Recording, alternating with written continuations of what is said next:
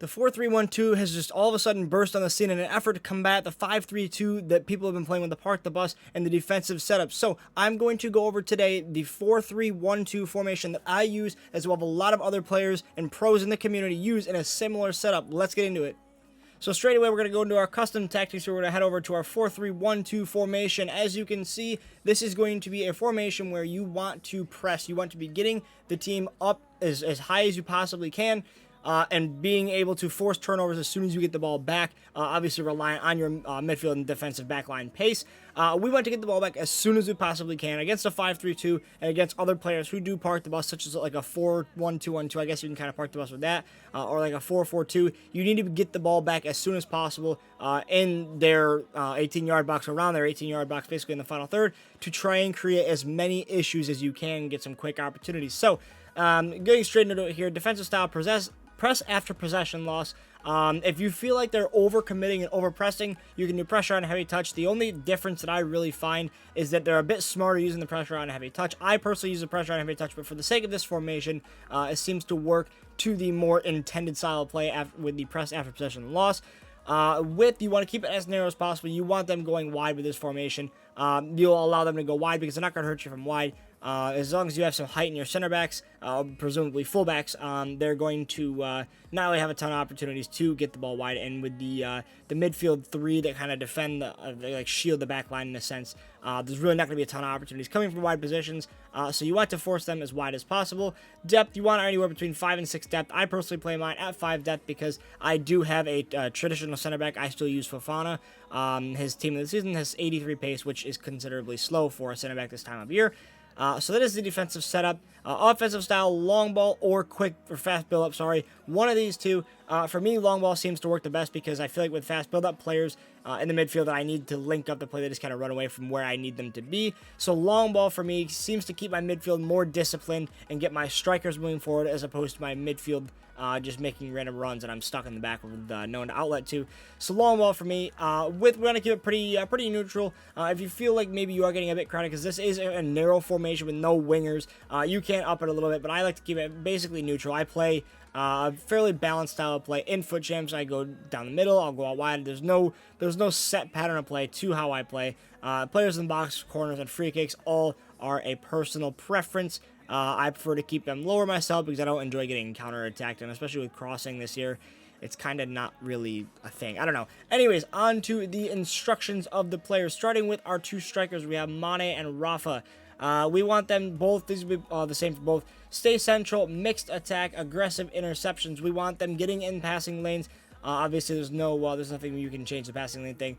You want them getting in the passing lanes so that way you can create as many turnovers as possible with your strikers. Obviously, if you get a steal with one of your strikers, more often than not, within a few seconds, you're getting a shot on target. So that is both the same with Rafa and Mane. Basic defensive support, we don't need them coming back too far. Bruno Fernandes is your center attacking midfielder.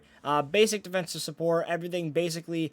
These two are going to be default. Free roam and aggressive interceptions. Again, we want him getting in as many passing lanes as possible to create quick turnovers. And then free roam for me seems to be the best attackingly with this, or attacking wise with this formation, because we do have 3 players in that midfield base right behind Bruno, so it gives him a bit of leeway where he can kind of run around and get into some positions that he would not naturally be in if we didn't have that tight 3 midfield base behind him. So aggressive interceptions on that as well. Moving into the midfielders, this is where a lot of it is going to stay the same. Balanced attack, balanced crossing runs, stick to position, and then we want cover center because we obviously don't want them going wide. We're trying to keep everything down the middle. And aggressive interception, same reason as before. And it's going to be the same for Fred, where we have aggressive interceptions, cover center. These two are both balanced. And Essien is going to be our more defensive midfield role. He's going to be the one that if they do get by our basically front 5 there, he's going to be the one that really stops the counterattack. So stay back while attacking rim. We don't want him to drop between defenders because we do want to keep him up the pitch a little bit. If we change it to drop between defenders, then he's going to be dropping down and giving space for a bit of a counterattack. We don't want that. So back line, simple as you like. Stay back while attacking. Stay back while attacking for both fullbacks and the center backs. Simple as it gets. With your goalkeepers, there is something that I learned. If they are, I think there's a trait called like carefully crosses or something along those lines.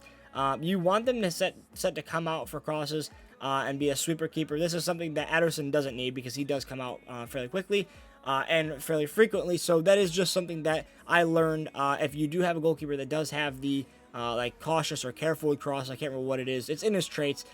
Set this to comes for crosses and sweeper keeper. It basically avoids, it basically like nullifies that trait.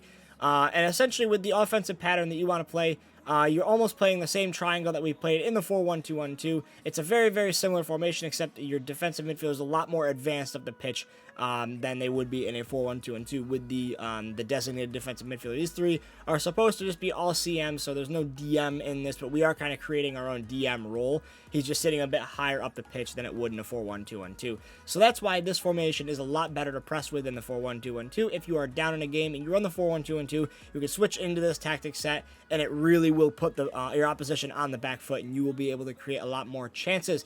Like I said, same triangle pattern there. SA will be the guy that you try and get the ball to. Basically, any of these three midfielders, since they are going to be pretty level with each other, any of these three midfielders, when you're getting the ball out of your back, get to there. And your fullbacks can run and overlap because you do have these defensive midfielders, or your midfielders here that are presumably good defensively, can drop into the fullback role. That is what is nice, having the three midfielders there. If a fullback like Lucia goes flying forward, you can have Goretzka drop in as a left back and kind of play that makeshift left back role. SCN as a central attacking midfielder or central defensive midfielder will do that occasionally as well. So, guys, that is all for today's tactic video. I'll go back to the instructions. There you are. Instructions will be different to other players, and the tactics, there they are, guys. Let me know in the comments if this video helped you. Currently, I'm 6-2 in champs using this formation. It's a good start for me. So I've noticed I'm creating a lot of opportunities. I had 13 shots in the first half of my first game today. So not too bad, not too bad, guys. Thank you all so much for watching. If you are new to the channel, make sure you leave a like on the video and subscribe to the channel. I'm going to be switching mostly to the tactic and formation guides, formation reviews, as pack openings on the channel don't seem to do too well. So we're just going to stick with mostly primarily the tactic reviews. Guys, like I said, if you are new, make sure you smash the subscribe button and turn notifications on so you know when I drop the next absolute banger of a tactic video. Right, guys, we'll see you in the next video. Peace, fellas.